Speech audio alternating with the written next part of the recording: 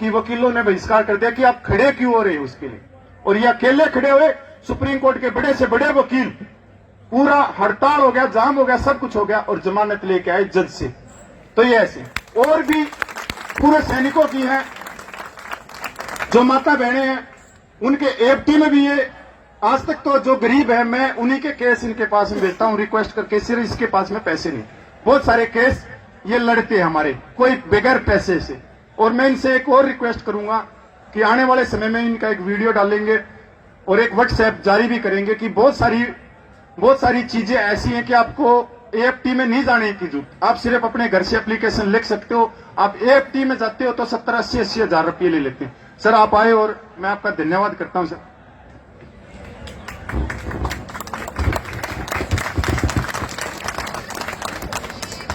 जय हिंद, जय हिंद, जय हिंद। मेरे आदरणीय वेटरन्स, कुछ हमारी माताएं बहनें भी आई हुई हैं, मैं आपको सादर नमन करता हूं और सैल्यूट करता हूं। पूरे भारत से आए हुए वेटरन्स का मैं बहुत बहुत स्वागत करता हूं। बिकॉज मैं दिल्ली में रहता हूं तो ये मेरा परम कर्तव्य बन जाता है कि पंजाब तो मेरा घर है, पंजाब की तो दिल्ली है, दिल्ली का पंजाब है। इनको तो मैं ये नहीं कहूंगा बाहर से आए हैं। सत श्री अकाल। आज अगर हमें थोड़ी कुछ ओआरओपी में कुछ सफलता मिली या कुछ शेयर मिल पाया, हमने बल्कि लूटा है, मैं तो ये वर्ड कहूंगा, तो ये आज देन हमारे पंजाब के भाइयों की है, जिन्होंने आके दिल्ली में पूरा समर्पण किया और हम सबका सहयोग हुआ और एक बड़ा सक्सेसफुल मूवमेंट हुआ। तब जाकर के हमें ये कुछ मिल पाया, लेकिन मजा नहीं आया क्योंकि दिल में जो पीस है, जो कसक है, वो अभी बाकी है। जैसा कि अभी मेरे से पहले वक्ताओं ने कहा, मैं सुन रहा था, थोड़ा क्षमा चाहता हूं, लेट आया हूं प्रोफेशनल कमिटमेंट की वजह से। रीजन ये होता है कि आज वर्किंग डे था और वर्किंग डे में आदमी तो बहुत बड़ी भीड़ होने वाली थी। जनरली जो हम लोगों की एज के जो 50 से 60 वाले अभी जो वेटरन्स हैं, वो सभी कार्यरत हैं, सभी लोग काम कर रहे हैं और छुट्टी नहीं मिल पा रही है, नहीं आ पाए। अभी आने वाले हैं 2 बजे के बाद, काफी कुछ लोग जुड़ेंगे, तो इसलिए मैं लेट हो गया। इसीलिए भीड़ भी कम है, नहीं बहुत बड़ी भीड़ की हम एक्सपेक्टेशन कर रहे थे।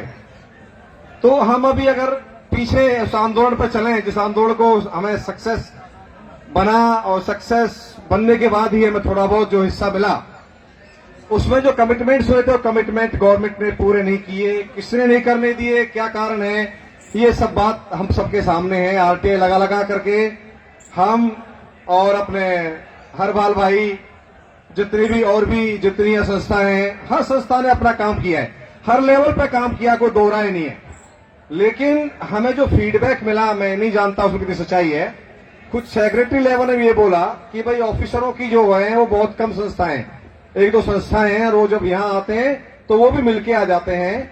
और जब हर जवान, हर संस्था जवानों की समस्या उठाती है, लेकिन यहां आकर के सीरियस नहीं लेते। बिकॉज एक डिमांड 100,000 टाइम्स आ जाती है। तो ये पहले भी एक विचार हमारा था कि किसी प्रकार से सारी संस्थाएं अपनी जगह काम कर रहे हैं, उसमें कोई ऑब्जेक्शन नहीं है। अपने सेक्रेटरी, प्रधान जो बनाने हैं वो बनाएं, उसको चलाएं, बड़ी अच्छी बात है। लेकिन जब हम नेशनल लेवल पे कोई बात करते हैं, रिप्रेजेंटेशन वाली बात करते हैं, सुप्रीम कोर्ट जाएं या एमओडी में जाएं, तो वहां पर एक ऐसी संस्था हो, हमारी साहब यहाँ बैठे हैं दुहन साहब, उनसे भी इस मामले में हमारी चर्चा हुई है, मंथन किया गया है। पहले भी इस मंच से भी मंथन हम लोगों ने इस बात पे किया है, क्योंकि ऐसा मैकेनिज्म बनाया जाए कि सभी लोग मिलकर के रिप्रेजेंटेशन इकट्ठी जाए, उसका बहुत वेटेज रहेगा। और रहा भी है, ये हमको एडवाइस एमओडी में भी किया गया था और हम इसकी जरूरत आज महसूस भी करते हैं। तो मैं कहूंगा कि इस पॉइंट पे जरूर आप ध्यान दें, तो जो इफेक्टिवनेस आए हमारे किसी मूवमेंट का या हमारे किसी रिप्रेजेंटेशन का। हम सब यहां पर इकट्ठे हुए हैं डिस्क्रिमिनेशन के अगेंस्ट में। भाई भेदभाव तो मंजूर बिल्कुल नहीं। अगर गवर्नमेंट में पैसे नहीं है देने के लिए, तो जो दे रहे हैं उसको रोक दो। ये हमारे जवानों ने कह दिया, जाकर के रक्षा मंत्री से मिलकर कह दिया, और जहां भी हो गए उन्होंने ये बात कह दी, अगर पास बजट नहीं है, फंड नहीं है, तो आप ये मत कीजिए, लेकिन भेदभाव को दूर करिए, वो हम बर्दाश्त नहीं करेंगे। भेदभाव बर्दाश्त नहीं हो। जी जी जी, एक्चुअली 1 रैंक 1 पेंशन तो बना ही जवानों के लिए था, खुशियारी कमेटी की रिकमेंडेशंस में भी है, लेकिन ऐसा मिस रिप्रेजेंट किया गया चीजों को, और जो हिस्सा हमारा था उस हिस्से को अधिकारी वर्ग ले गया और ऑफिसर रैंक ऑफिसर पेंशन बन के रह गई। 1 रैंक 1 पेंशन का तो नाम ही नाम रह गया। ये हम सबके सामने है। रिवीजन होना था, एनोमली दूर होनी थी, ऐसा आश्वासन दिया, लेकिन अभी तक प्रैक्टिकली कुछ नहीं हो पाया है। जहां तक हमारे भाई कपिल ने बताया डिसेबिलिटी का, एमएसपी का, फैमिली पेंशन्स का, अलाउंसेस का, इनमें बहुत डिस्पैरिटी है जो गवर्नमेंट को बहुत सीरियसली सोचना चाहिए, बहुत सीरियस होना चाहिए। दुश्मन में पूरी एक टुकड़ी लड़ती है, उसमें जवान होते हैं, अफसर होते हैं, सब होते हैं, तो दुश्मन की गोली ये नहीं देखती कि ये सीना किसी जवान का है कि ऑफिसर का है, ये हाथ किसी जवान का है कि ऑफिसर का है। वो इकट्ठे लड़ते हैं, इकट्ठे मरते हैं। वो इकट्ठी डिस्पैरिटी क्यों?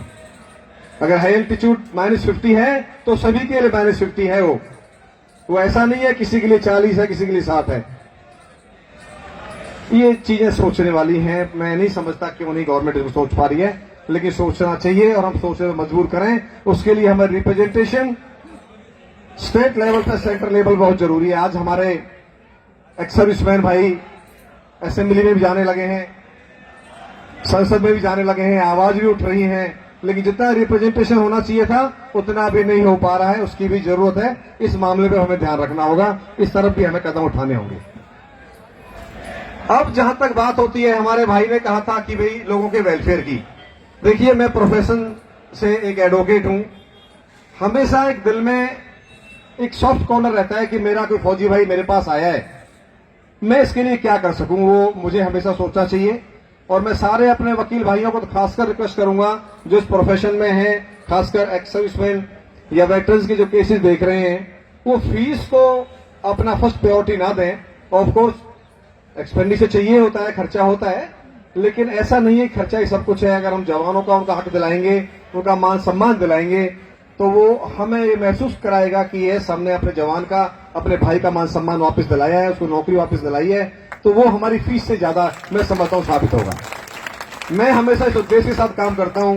कोई भी भाई आया, कोई जवान आया, जो फीस है तो दे दे, नहीं है तो कोई बात नहीं, आप काम करेंगे। एक अभी रातों रात एक केस हुआ था जो राजस्थान में, आपको याद होगा कि हमारे जवान को मारा पीटा गया, वो बेचारा भागा। अभी जान बचा कर उसे मार दिए होते, शूट आउट कर दिए होते, तो आर्मी ने तो उसको गुमशुदा करके और दुनिया भर के इल्जाम लगा दिए। रातों रात हम लोगों ने हाईकोर्ट में पिटीशन मूव की और ये इंश्योर किया कि हमारा जवान को हम प्रोड्यूस करें, ताकि वो आर्मी अथॉरिटीज उसको मिसगाइड करके या गलत पोर्ट्रे करके उसको शूट आउट ना करते। बिकॉज उसमें बहुत बड़ी बदनामी हो रही थी आर्मी की, उस बंदे को बहुत मारा था। तो ये हादसे हो रहे हैं, लोग सुसाइड कर रहे हैं, या सुसाइड लोग अपने आप को शूट कर रहे हैं, हैंग कर रहे हैं। ये बहुत बड़ी बात है, बहुत दिल को झकझोर के रख देती है ये सारी चीजें कि आज के जमाने में हम क्या, वो अंग्रेजों के ब्लैक अंग्रेजों की जो की गुलाम तो हम लोग नहीं है। मैं समझता हूं, मैं चैलेंज देता हूं, मैं किसी भी ऑफिसर से ज्यादा क्वालिटी और क्वालिफिकेशन रखता हूं। आ जाओ, को चैलेंज कर दीजिए, कम in education, come in speech, किसी भी टॉपिक पर बात कर लीजिए। मैं अपना काम कर रहा हूं, तुम अपना काम कर रहे हो, तुम्हारे पे पक्ष अपनी जगह है, तुम्हारी प्रमोशन अपनी जगह है, तुमने कमीशन लिया है, मैंने कमीशन नहीं लिया। तुम्हारी जब सब कुछ अपने हिसाब से है, तो तुम्हारे जो हमारे एमएसपी हैं, जो डिसेबिलिटी पेंशन है, जो फैमिली पेंशन है, उसमें फिर डिसेबिलिटी क्यों है भाई? वो बिल्कुल नहीं होनी चाहिए। आपको प्रमोशन मिल रही है, आपको पे मिल रही है, रैंक पे मिल रही है, सब कुछ मिल रहा है। अगर हाथ कट जाता है तो वही हाथ, मेरा भी वही हाथ है, आपका भी वही हाथ है। कोई सोने चांदी के हाथ तो नहीं है, लोहे का हाथ तो नहीं है। तो ये पॉलिसी जो बनाई गई है, ये ऑफिसर्स ने बनाई गई है, ये मैनिपुलेट ऑफिसर्स कर रहे हैं, बट अकाउंटेबिलिटी तो डेमोक्रेसी में गवर्नमेंट की आती है। अगर हम ये कहें कि गवर्नमेंट की गलती नहीं है, बिल्कुल गलती है। गवर्नमेंट की अकाउंटेबिलिटी है कि डिस्पैरिटी को दूर करें। जब इतनी रिप्रेजेंटेशन जा रही हैं और जवानों का आक्रोश सामने आ रहा है, ग्राउंड लेवल पर नजर आ रहा है। आज छुट्टी के दिन भी, छुट्टी का दिन नहीं है, वर्किंग डे, इतने भाई हमारे ऑल ओवर इंडिया से प्रेजेंट हैं, तो इस सिग्नल जरूर गवर्नमेंट के पास जाएगा। और गवर्नमेंट को ये सोचना चाहिए कि वो ऐसी पॉलिसीज फॉर्मुलेट करें जहां पर डिस्क्रिमिनेशन बंद हो। बहुत जरूरी है, बहुत जरूरी है। आने वाले जनरेशन के लिए हम ये काम कर जाएं। मुझे हमारे ताऊ जी हैं सुहाग साहब, मुझे आप भी उनका सेंटेंस याद है। उन्होंने ये कहा था रक्षा मंत्री को जाकर के सर मेरी पेंशन बंद कर दीजिए, लेकिन जवानों के साथ भेदभाव बंद कर दीजिए, अगर तुम्हें लग रहा बजट नहीं है आप मेरी पेंशन बंद कर दीजिए। इस प्रकार की स्टेटमेंट देना रक्षा मंत्री को, भाइयों बहुत बड़ा जिगरा चाहिए। बोला मैंने अपनी जिंदगी जी ली, मुझे नहीं चाहिए कुछ भी। मैं आने वाले जनरेशन को एक ये रास्ता दिखाना चाहता हूं कि हम लोगों ने नॉट ओनली बॉर्डर पर लड़ाई लड़ी, देश में जब हमने ड्रेस पहन रखी थी तब हम देश के समर्पित थे, हम आज भी वो लड़ाई लड़े हुए हैं ताकि ये आने वाले जनरेशन के लिए डिस्क्रिमिनेशन फिनिश हो जाए। ये जज्बा रखना चाहिए। और वो संस्थाएं 1 रुपया किसी से डोनेशन नहीं लेते, अपनी पेंशन अपने जेब से खर्चा करते हैं। यार ये संस्था है, इनका एग्जाम्पल लेके चलिए। मैं सभी संस्थाओं से निवेदन करूंगा कि आप वेलफेयर के लिए आइए प्लीज। पॉलिटिकल तो आपका अपना बन ही जाएगा, वेलफेयर के लिए आइए। कपिल भाई को मैं एग्जांपल देके सबके सामने खड़ा है, यंग लड़का है, क्या उम्र है इसकी, इस पे कितने केस लदवा दिए गए, झूठे केस लदवा दिए गए, क्योंकि इन्होंने ये बात सच्चाई कह दी थी। इन्होंने एक वीडियो वायरल कर दी थी कि जहां एक जवान एक कुत्ते को घुमा रहा था और वो कुत्ता किसी लेडी का था। उस लेडी ने अपनी कई लेडीज की मोडेस्ट जो है वो मोडेस्टी जो है भंग हो गई और वो ऐसा मैनेज किया गया, डिस्ट्रिक्ट कोर्ट से भी वो डिसमिस कराई, हाई कोर्ट से भी एंटिसिपेटरी बेल डिसमिस कराई, फिर सुप्रीम कोर्ट में जाके हमें न्याय मिला।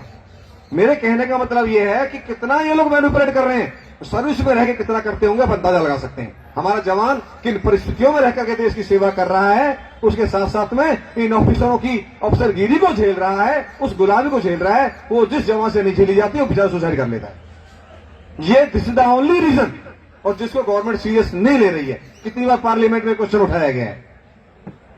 तो ये जागरूकता में इस मंच के माध्यम से गवर्नमेंट को अपील करना चाहूंगा, रिक्वेस्ट करना चाहूंगा, प्लीज जो काले कानून अंग्रेजों के जमाने के बने हुए हैं हमारे फौज की कानून व्यवस्था में, उसको प्लीज चेंज करिए और बिल्कुल जो सुधार लाना है ग्राउंड रूट लेवल से, उसको प्लीज सुधार करके एक ऐसी व्यवस्था बनाएं जो आज यूरोप में, इजराइल में बनी हुई है। वहां एक जवान, वहां बैस अलग नहीं है।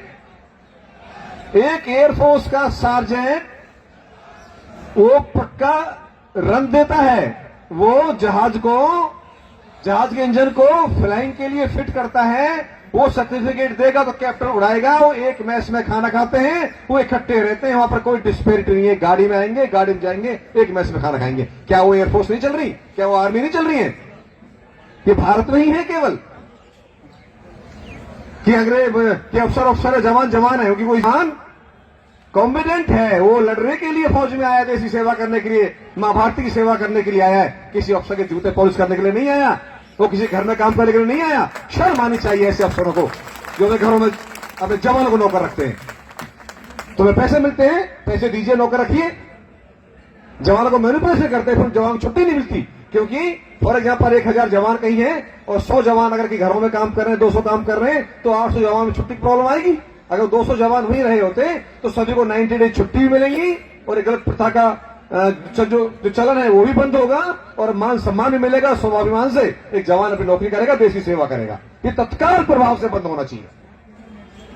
इस मंच के माध्यम से मैं रिक्वेस्ट करूंगा, मेमोरेंडम भी देने जाएंगे इसके बाद में, और गवर्नमेंट को इस बात का आश्वासन हमें देना चाहिए कि तुरंत प्रभाव से इस गंदे कानून को, इस गंदी व्यवस्था को बंद कर दिया जाए।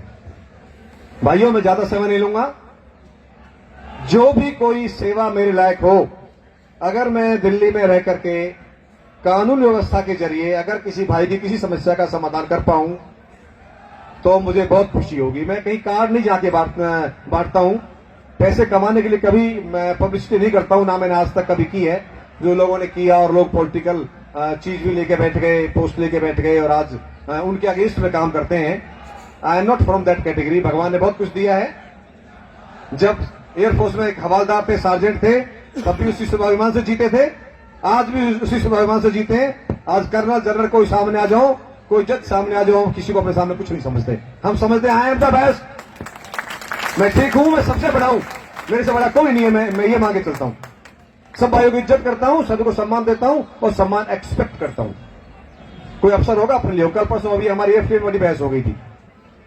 अब वो क्या है कि वो जनरल कर्नल साहब रिटायर होकर के जैग से और एडमिनिस्ट्रेटिव मेंबर तो बन जाते हैं, लेकिन फिर बनने हम अब हम जज बन गए। अरे भाई, अब जज नहीं हो, आप मेंबर हो और फौज के अफसर भी नहीं बचे हो। सुनिए हम जो कह रहे हैं, गुस्सा मत होइए, आराम से बैठिए। आपको सुनना पड़ेगा जो हम कह रहे हैं। ये अफसरगिरी मत दिखाइए, हमें यहां तक कहना पड़ा कोर्ट में भरे में। You are no more option now, you are bound to listen me, listen what I am telling. तो उसने सुना और बैठा। ऐसा नहीं है, जज्बा अगर आपके अंदर में है, आप सच्चाई के साथ हैं, ईमानदारी से काम कर रहे हैं, दुनिया में कोई आपको नीचा नहीं दिखा सकता, कोई गलत नहीं ठहरा सकता। मैं लिख के दे रहा हूं। और हमारे जवानों में ये स्वाभिमान होता है, ये हमारी पहचान है। आज हम सिविल सोसाइटी में जाते हैं, एक जवान की आइडेंटिटी क्यों हो जाती है? यार ये बंदा कुछ भीड़ से अलग है। क्यों अलग है? रीजन यही होता है कि हमारे कुछ बेसिक्स प्रिंसिपल्स हैं, हमारे अंदर कुछ एक राष्ट्रीय की भावना जो हमने 20 साल 15 साल 20-25 साल 30 साल जो नौकरियां की हैं, उसमें हमारे अंदर इनकलकेट कर दी गई है वो हैबिट्स कि हम देश के प्रति गलत नहीं करेंगे, हम समाज के प्रति गलत नहीं करेंगे, हम अपने दोस्तों के प्रति गलत नहीं करेंगे। इसलिए हम भीड़ से अलग हैं, हम निस्वार्थ बात करें। मैं ज्यादा ना कहते हुए अब मैं पूरे भारत से आए हुए सभी सैनिक भाइयों का सम्मान करता हूं, अभिनंदन करता हूं। बहुत बहुत धन्यवाद आप सबका, आप आए। और मंच का भी मैं सम्मान करूंगा कि आपने मुझे बोलने का मौका दिया। Thank you very much sir, thank you. जय हिंद, जय हिंद। ਇਹ ਸਾਡੇ ਐਡਵੋਕੇਟ BP ਵੈਸਲਰ ਜੀ, ਇਹਨਾਂ ਨੂੰ ਅਸੀਂ ਬਹੁਤ ਪੁਰਾਣੇ ਜਾਣਦੇ ਆ, ਸਾਡੇ ਨਾਲ ਬਹੁਤ ਕੰਮ ਕੀਤਾ ਸੰਘਰਸ਼ ਕਮੇਟੀ ਦੇ ਨਾਲ। ਸਾਡੇ ਵਿੱਚ ਹੋਰ ਵੀ ਐਡਵੋਕੇਟ ਬੈਠੇ ਆ, ਮਿਸ਼ਨ ਦੰਨਾ ਤਲਵਾਰ ਜੀ, ਪਰ ਉਹ ਸਟੇਜ ਤੇ ਨਹੀਂ ਆਉਣਾ ਚਾਹੁੰਦੇ। ਆ ਇੱਥੇ ਕਈ ਭਰਾਵਾਂ ਨੇ ਇਹ ਵੀ ਦਲੀਲਾਂ ਦਿੱਤੀਆਂ ਕਿ ਸਾਨੂੰ ਰਾਜਨੀਤੀ ਜਾਣਾ ਚਾਹੀਦਾ, ਸਾਨੂੰ MLA MP ਬਣਨਾ ਚਾਹੀਦਾ।